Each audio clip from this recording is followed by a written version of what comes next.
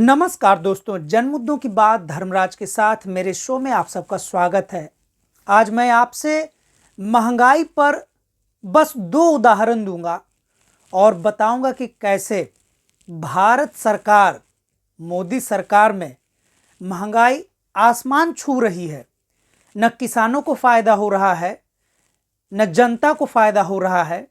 जनता महंगाई के बोझ तले दबी जा रही है। जो नौकरी करते हैं, भ्रष्टाचार इसलिए किए जा रहे हैं क्योंकि उनके मन में असुरक्षा है कि उनके बाद उनके बच्चों का क्या होगा, उनके परिवार के भविष्य का क्या होगा।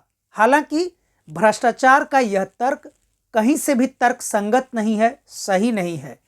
लेकिन यह बात समझना होगा कि जब सरकारों के संरक्षण में सामाजिक सुरक्षा की भावना खत्म होती जाएगी तो समाज में अपराध, चाहे वह सामाजिक अपराध हो, राजनीतिक अपराध हो या आर्थिक अपराध हो, बढ़ता ही चला जाएगा।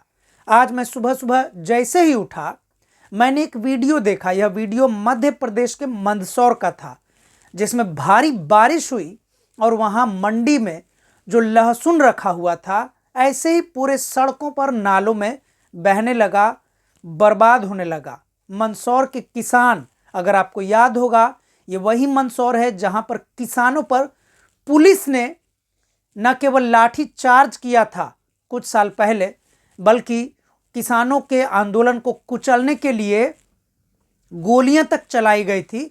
मंदसौर के किसान मारे भी गए थे। उसी मंदसौर के किसानों के आज लहसुन सड़कों पर, नालों में बह जाने से उन किसानों की कमर टूट गई है। दूसरी खबर जो मेरी साथी ने, मेरी पार्टनर ने बताया, मेरी पत्नी ने बताया कि झारखंड के एक जगह में किसानों ने फूलगोभी को इसलिए रौंद दिया क्योंकि वहां के किसान फूलगोभी 2 रुपए किलो बाजार में बिकता देख काफी निराश हो गए और वे इतने हताश हुए कि उन्होंने फूलगोभी को खेतों में ही ट्रैक्टर चलाकर रौंद दिया। अपने इस गुस्से के इजहार में, भले ही उन्हें यह बात पता थी कि वो जो फूलगोभी का कीमत 2 रुपए भी बाजार में चल रहा है, उनके सब्जी के रौंद देने से जो भी 2 रुपए मिल सकता था वो नहीं मिलेगा, बल्कि जिन साहूकारों से कर्ज लेकर किसान खेती करते हैं, उनके बोझ तले ऐसे सारे किसान दब जाएंगे जिनका पूरा परिवार शुद्ध रूप से किसानी पर निर्भर है।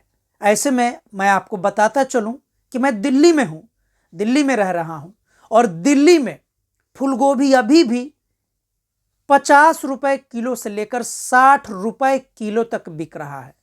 लहसुन लगातार 400 रुपए किलो से कम होने का नाम नहीं ले रहा है। मटर 120 रुपए किलो से लेकर 100 रुपए किलो से लेकर अभी घटकर 80 रुपए किलो पर आया है।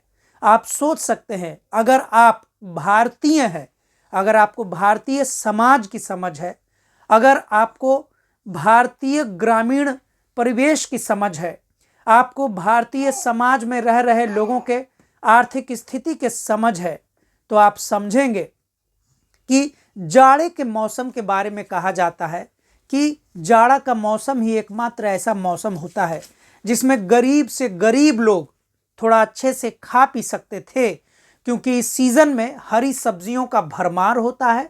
खूब अच्छी हरी हरी सब्जियां बाजार में उपलब्ध रहती हैं और इतने प्राइस पर उपलब्ध रहती हैं कि मेहनत कश आदमी भी, मजदूर भी हरी सब्जियों को खरीद के अपने परिवार के साथ दिन भर काम करके शाम को थका हारा बैठकर अपने परिवार के साथ खा पी सकता है। लेकिन मोदी सरकार में मीडिया पर इतना कंट्रोल है कि महंगाई की खबर अब भारत में कोई खबर ही नहीं होती है। सरकारी नौकरी से लेकर प्राइवेट नौकरी करने वाले लोग, जिनके अकाउंट में हर 30-31 तारीख को एक सम्मानजनक राशि आती है वेतन के रूप में, वह भी अब बाजार की महंगाई को नहीं अफोर्ड कर पा रहे हैं, उसे नहीं झेल पा रहे हैं। नतीजतन जहाँ पर वेतन लेकर जीवन यापन करने वाले लोग, गुजारा करने वाले लोग निराश हैं, निराशा की स्थिति में जा चुके हैं, क्योंकि उनके मन में असुरक्षा का भाव है। ओल्ड पेंशन स्कीम भाजपा की ही सरकार में, अटल बिहारी वाजपेयी की सरकार में खत्म कर दिया गया था, और मोदी सरकार में जो नौकरी मिलने की उम्मीद थी वह भी युवाओं को खत्म हो चुका है।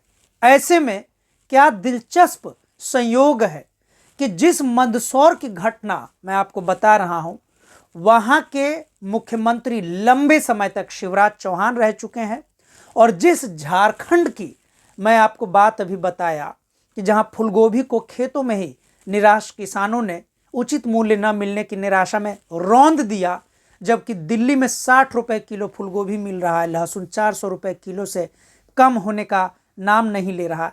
इन दोनों में एक ही नाम कॉमन आ रहा है, वह है कृषि मंत्री शिवराज चौहान का। क्या दुर्भाग्य है कि जहां पूरे देश के कृषि मंत्री, चाहे मोदी सरकार की पिछली सरकार का मामला हो जिसमें कृषि मंत्री कौन था बहुत समय तक बड़े बड़े लोगों को मालूम नहीं था, और पूरे देश में भारत का सबसे बड़ा किसान आंदोलन हुआ जो दिल्ली बॉर्डर पर 1.5 साल तक किसान एमएसपी के मुद्दे पर और 3 किसान विरोधी किसान बिल के खिलाफ 1.5 साल तक बैठे रहे। 700 किसानों के बच्चे शहीद हो गए इस आंदोलन में। और अब देखिए कि यूं ही खाने पीने की चीजें जब शहर से लेकर गांव के लोग भारत में बढ़िया से खा पी नहीं पा रहे हैं, बढ़िया से क्या खाने पीने के लाले पड़े हुए हैं, ऐसे में जो किसान मेहनत से अनाज उपजा रहे हैं, सब्जियां उगा रहे हैं, लहसुन उगा रहे हैं, उन किसानों को उनका लागत मूल्य नहीं मिलने के कारण, कभी उनके फसलों की सुरक्षा या उचित व्यवस्था न होने के कारण यूं ही कभी बरसात में कभी गर्मी में बर्बाद हो जा रही है। मोदी सरकार एक क्रूर सरकार है, अमानवीय सरकार है। यह बात समझने में अब किसी भी नागरिक को देर नहीं करना चाहिए।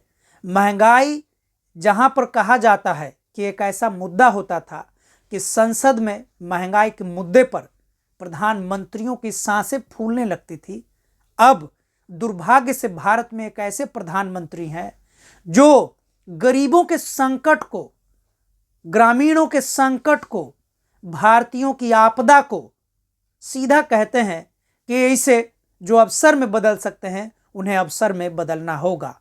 क्या आश्चर्य की बात है कि इतनी घिनौनी बात करने वाले प्रधानमंत्री तीसरी बार भी प्रधानमंत्री बने हुए हैं अपने कार्यकाल में, और गरीबों की कमर लगातार तोड़ी जा रही है।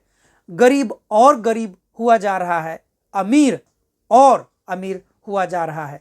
भारत की आर्थिक जो यह दूरियां बढ़ रही हैं, आने वाले भारत के लिए खतरे की घंटी है।